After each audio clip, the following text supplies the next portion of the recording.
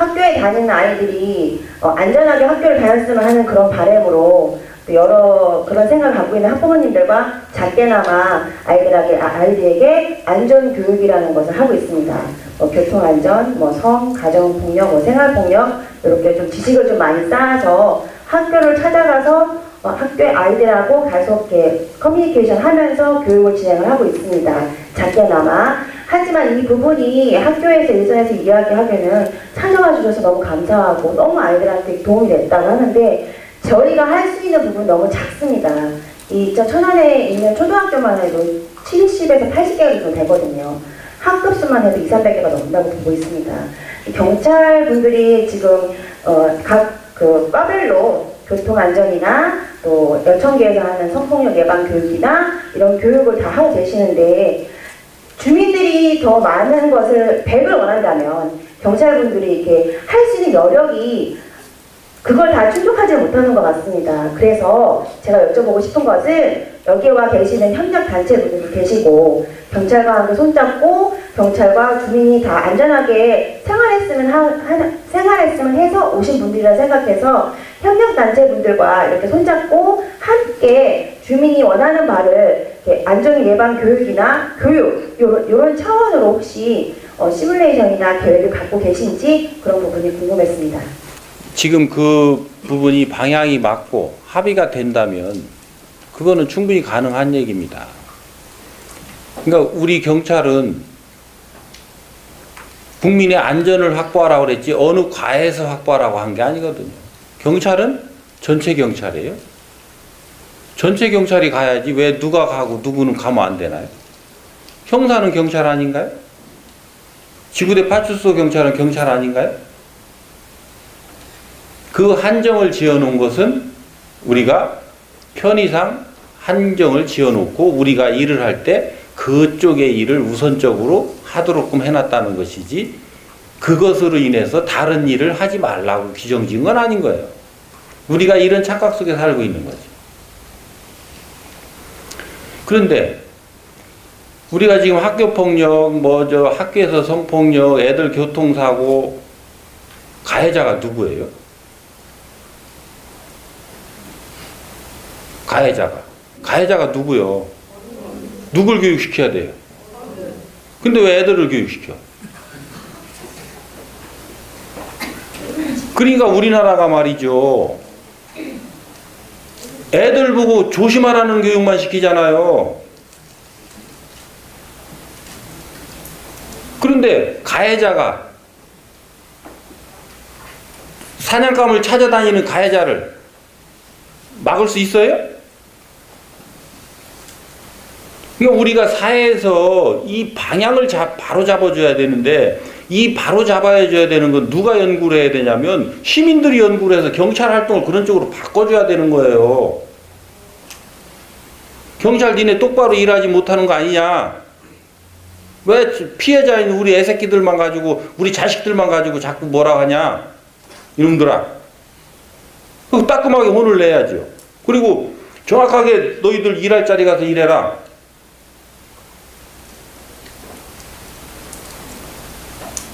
학교 가서 계속 교육하라고 그러니까.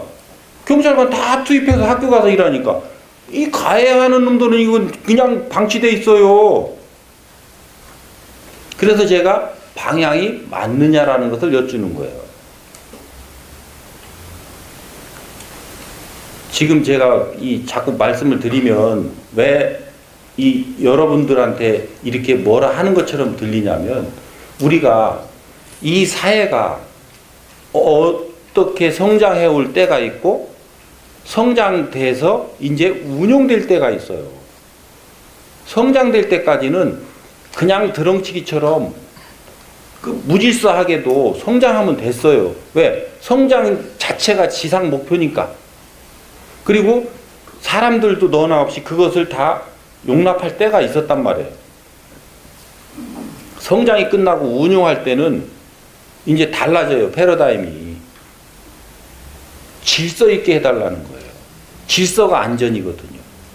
질서가 잡혀야 안전한 거예요. 각자가 자기 자리에서 자기 역할을 제대로 해내는 이것이 질서거든요.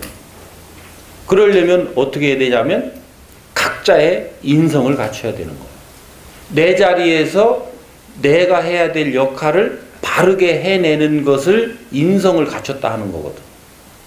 근데 우리는 그동안 인성 갖춘 거를 예절 바르다는 것을 인성 갖춘 걸로 이제 인정을 했다면, 앞으로의 인성은 자기 자리에서 자기의 역할을 상대방한테 필요하게끔 할 수 있는 그것을 갖춘 사람, 이것을 인성 갖춘 사람이라 하는 거예요. 근데 이 부분은 누구도 지금 얘기를 안 해주고 있었던 거예요. 이 경쟁 사회에서, 성장하고 발전하는 이 사회에서, 이 경쟁 시스템에서 우리가 가르치던 그 잣대로 우리가 계속 운영의 시대도 지금 가고 있단 말이에요. 그래서 지금 전부 어려워지고 있는 거거든요. 그런 부분에 우리 학생들이 기본적으로 알아야 되는 그런 부분들이 뭐냐면, 나는 얼마나 위험하고 어떤 행동을 어떻게 했을 때 위험에 처할 수 있는지, 그런 위험을 회피하기 위해서는 어떤 행동을 어떻게 해야 되는지, 이런 것은 한두 번만 하면 되는 거예요. 나머지는 우리가 뭘 연구를 했었어야 되느냐면, 이 가해 그룹인 이 사회인들이 왜 자꾸 그런 일들이 벌어지는가.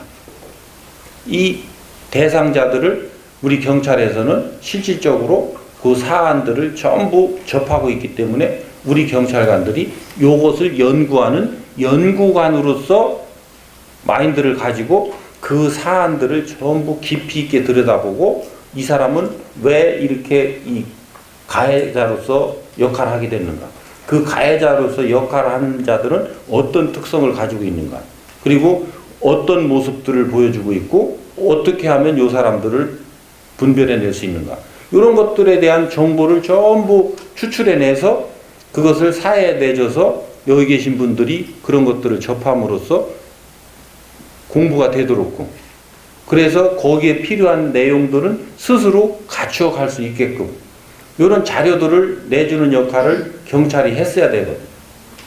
이 역할을 하지 않아서 오늘날 전부 다 혼란스러운 무질서한 상태가 오고 있는 거예요.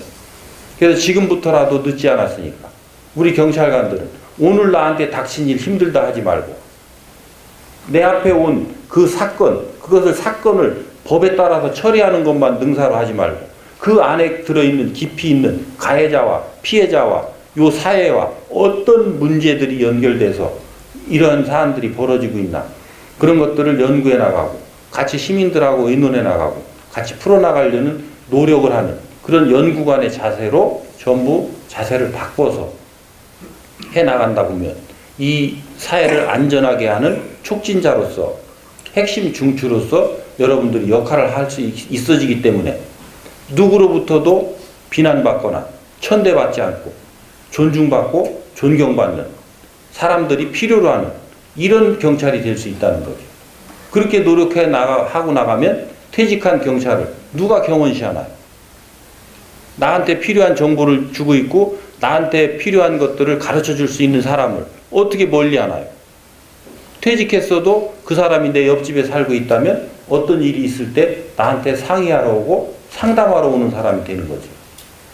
내가 진짜로 진정으로 해야 될 일들을 하지 않고 나한테 그냥 주어진 그 현상만 처리하는 것이, 그것이 내 일인 줄 알고 그것만 처리하다 보니까 우리가 사회로부터 쓸모없는 존재가 되고 있는 거란 말이죠.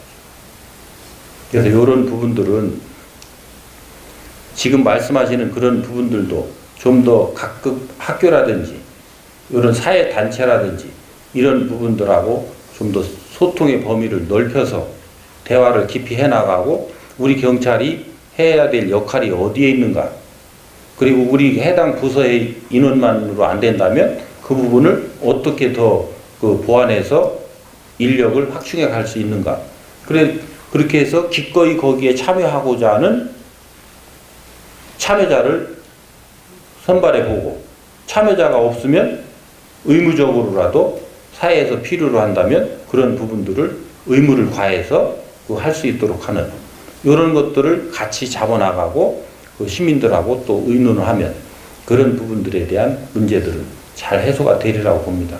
요 정도 하면 이해가 되실라나요?